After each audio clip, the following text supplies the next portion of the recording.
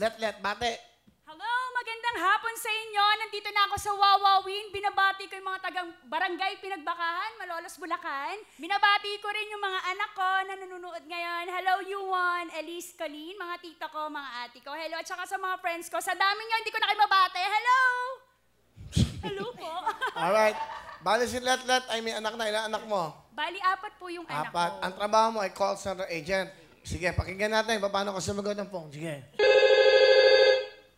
Hi, this is Alex, the billing department. How can I help you today? Ganun dapat, di ba? Tama. Well modulated.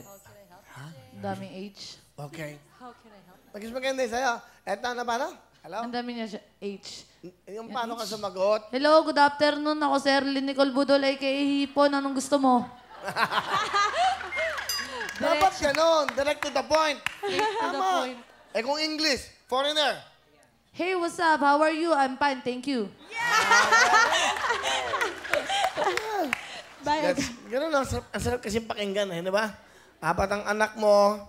So, ang father nila ay anong trabaho? Bali, makulay yung love life ko, Will. Bakit? Naka-3 akong violets. 3 yung minahal mo. Oo. Sa 4 na mga 3 yung tatay. yes. Yung unang tatay, ilan anak mo? Isa. Yung yung panganay ko namatay. Na lalaki? Anak mo? Opo. Okay, second. Gawang Macau yung second. So,